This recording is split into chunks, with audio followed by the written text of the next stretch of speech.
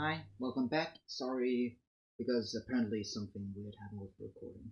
And today we're going to be talking about the Rogue, which is my personal favorite subclass out of all of them, which is this one. Now, the Rogue is what you would call a thief. You steal stuff, basically, which is, well, that's a fun style of playing if you've ever played an RPG. And rogues are, yeah, I just really like them. I just always like to have a character that is constantly just doing stuff that just, alright, I picked this. Now, rogues are very much like bards. But except, while bards are usually good at everything, a rogue will usually be good at just some very specific things. For example, lying, stealing, or persuading, which is which is elaborated on with the first level ability. You get expertise, which doubles your proficiency bonus, which means that if and of course you probably have a very high modifier on the stuff you're proficient with. Then you get sneak attack, which allows you at 20th level, aka the final level, to deal at maximum 66 damage, which is very good for the rogue because they don't get a extra attacks. They can't attack. Like for example, the fighter will be eventually be able to attack 4 times normally and 8 times with an action surge. So yeah, they also get thieves scans, which is basically this language with a lot of hand signs and symbols, which basically will tell you if an area is dangerous or anything else. Sorry if I'm speedrunning a bit, it's just that my previous recording and I'm a little bit afraid, okay, I have a time limit, let's go. So sorry for that.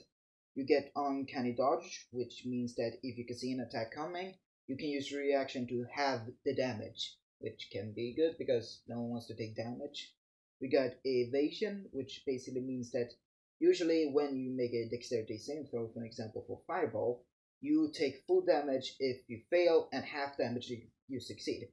With Evasion, you take half damage when you fail and none when you succeed. Then you get Reliable Talent, which means that any d20 roll you ever take that is a 9 or lower will automatically be registered as a 10, and that's before modifiers, meaning you always roll 27, which means that you will always succeed because I think it's 14 and up. Of course, your DM can decide on certain stuff.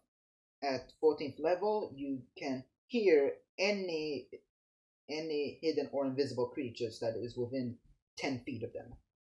So that's kind of good. At 15th level, you get Slippery Mind, which means that you get proficiency in wisdom saving throws, which means, for example, mind control spells won't affect you. Sorry, I just tend to play with my hair sometimes. We got Elusive. Basically, a lot of these are about, okay, you are very hard to kill. You are you should be able to just dodge around every single attack. Now there are 3 in the player's handbook, and as one of my birthday gifts, I got this book which has like 2 to 3 subclasses per per class, except the wizard, because the wizard got like I think 8 subclasses in this one, which is all of the 8 schools. This one just gave it war magic, which I don't have a problem. So yeah, as a thief, thieves are what you would think they are. They are stealers. They take stuff. My personal favorite ability that they get at 13th level is that they can use any magical weapon, even if it isn't meant for them. Meaning, you can just take up a sword that isn't supposed to be that you aren't chosen for.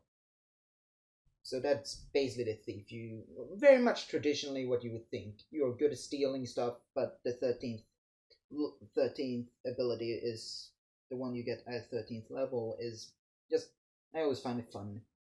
Then we got the assassin, and well, you probably know what an assassin is. They kill people for money, which is why you get proficiency in disguise and poisonous kits, meaning you can make yourself look like anyone you want, and poise and make poisons. You get assassinate, which means that you get to have advantage on any attack rolls if they haven't rolled initiative, which is supposed to symbolize you just attacking them from out of nowhere from the shadows. And this always critical hits, which means that you will meaning it to double damage. And basically, a lot of these are just what you think, making you a expert at infiltrating other people. Then we got the Arcane Trickster, which is my personal favorite because it blends thieves with magic, meaning you get mainly the two schools that the Arcane Trickster chooses from is the enchantment schools and the illusions, which they are very similar. Enchantment is about fucking with people's brains, making them believe that something else is happening to them. While illusions is fucking with their senses. So yeah, both of them is about fucking with people and the perception of what is happening around them. You get access to Mage Hand, which is a cantrip that you always will have to choose because one of them, the three that you choose at level 3, it has to be Mage Hand, which you can do stuff like pickpocket stuff, generally use them as a third hand. You creatures also have disadvantage against the spell saves that you make. You will be able to activate sneak attack with your mage hand, and eventually at that 17th level you'll be able to steal a person's spell for I think it's an hour. Meaning for an hour you know that spell for that amount of time. Now, sorry, just this book is actually a lot easier to just scroll through because it isn't that. See, we have to. No, that's. Well, yes. Now there are actually 4 in this one: the Swashbuckler, Mastermind, Inquisition, and Scout.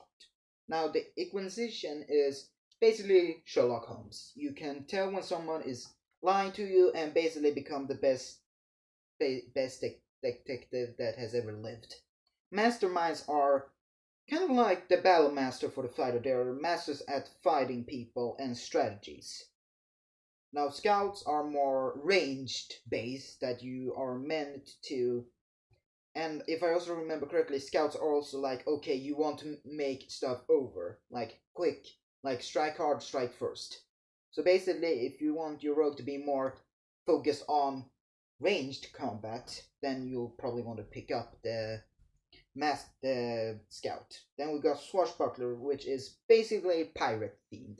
That you are very good at specifically fighting one-on-one. You're hell, even at 17th level, you get a ability that is called Master Duelist. So this is meant for you to fight and duel people one-on-one, which, well, that can be good. And actually, while we're here, I can just talk about these 3, the sorcerer ones, just because I mentioned that I like the Storm Sorcerer route, and it's from here.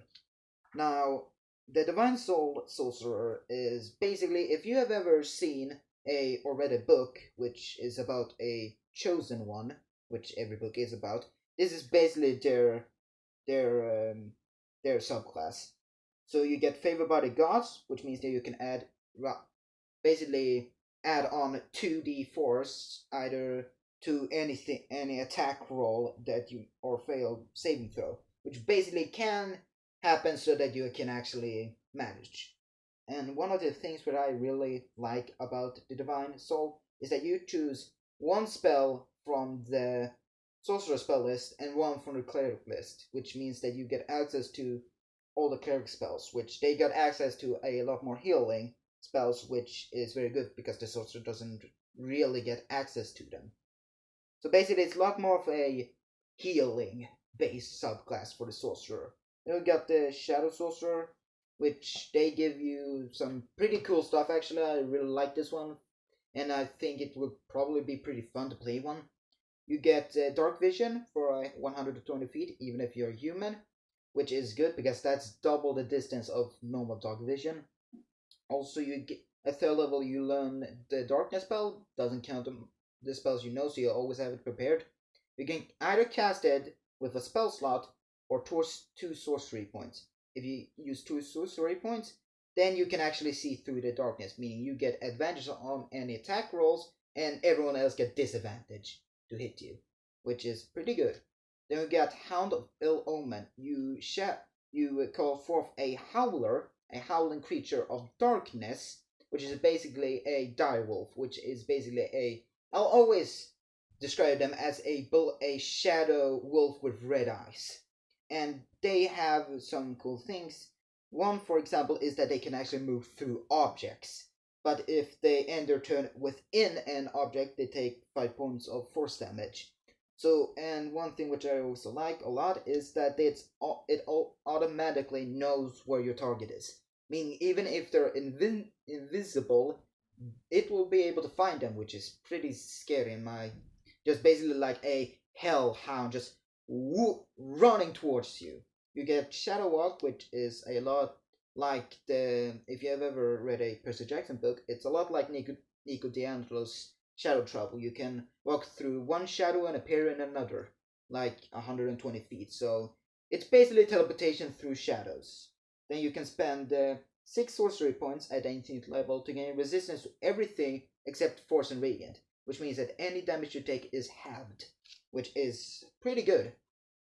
Then we got the Storm Sorcerer, which is my personal favorite, though I can see how it can be a pretty basic, but basically you get to speak Primordial, which is basically the language of elementals. You can get to fly, you get first resistance and resistance against lightning and thunder damage, but at 18th level that changes to an immunity. You can also fly 30 feet, which is equal to your movement, and that you can basically zap people around you if they ever try to attack you. Yeah, sure, the Storm Sorcerer isn't really that complex with its abilities, but I think it's pretty fun. So that was all. Have a nice day.